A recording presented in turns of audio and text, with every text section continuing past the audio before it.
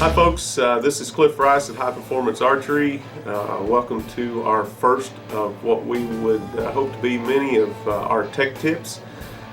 If you guys want to go to Roll Hot Outdoors and then go to the High Performance Archery page on that site, we're going to try to do these here to just provide you a little information, and hopefully you'll learn something from it, and hopefully we'll be able to provide some information that will be useful to everybody. So what we're going to do today, since we're right in the middle of the National Archery in the Schools program, the NASP season is kicked off around here and the kids are getting fired up about shooting.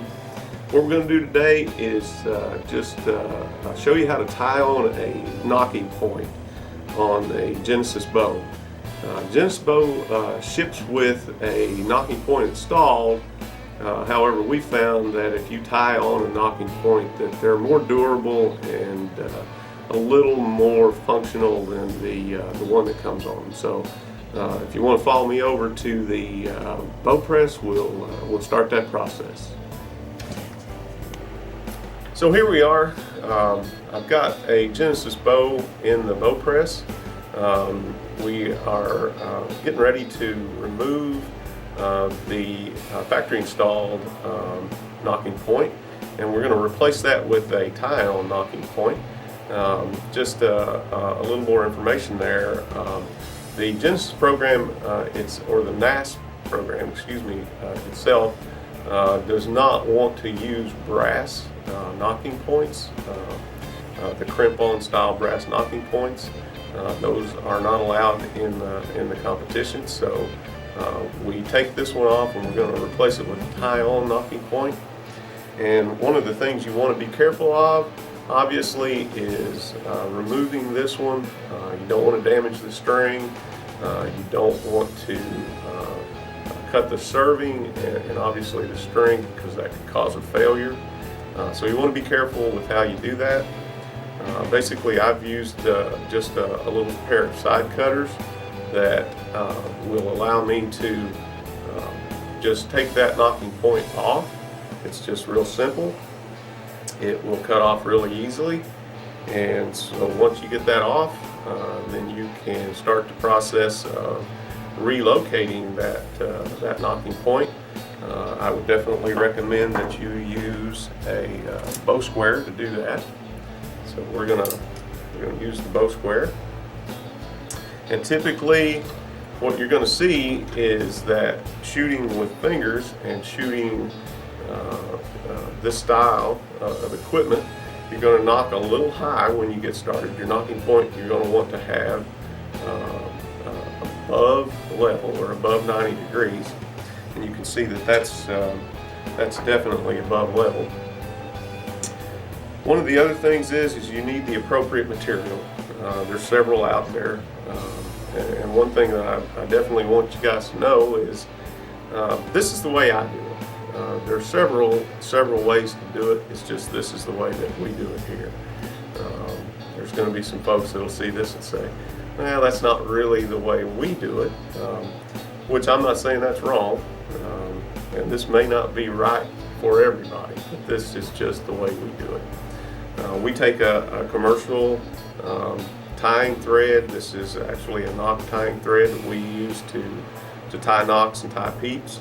It comes, we have several different colors that we use to match the stuff, the equipment at some point. So you can pick those up at a pro shop or at your local dealer. So we're going to start here, and if you'll notice, the first thing you're going to do is I'm going to tie an overhand knot, a double overhand knot, and I'm going to locate that and tighten it down, and then I'm going to remove my square, and then I'm going to reverse that, bring it back up, tie another overhand knot, firm those up, and that's going to start our nocking point. An advantage to that is that once we get done with this nocking point, If we want to move that knocking point, it will actually move up and down the string.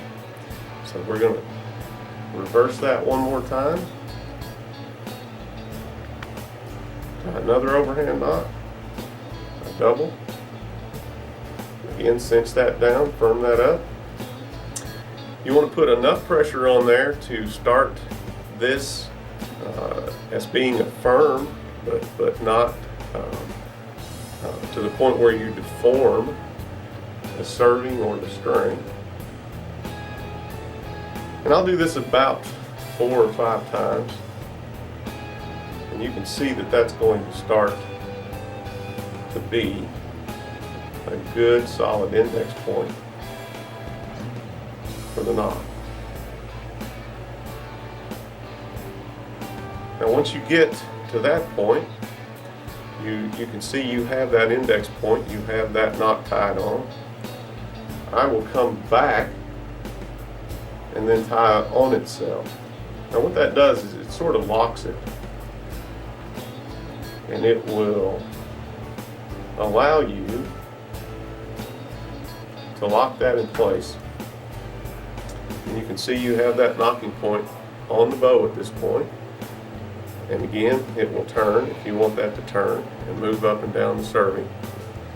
Well, what I do at this point is I will cut the ends off of that material, and I will leave 2 small tags. These 2 small tags, I want you guys to be really careful and watch kind of what I do here. But these tags will allow you to kind of lock this in place by just melting the ends of it. And again, I want you to be really careful on how you do this. If you're not comfortable with it, absolutely don't do it, because you can damage your string, you can damage your serving, you can actually burn yourself. So what we will do is melt the ends of these, and once we get them up there, we can just flatten those out and it will lock those knots in place.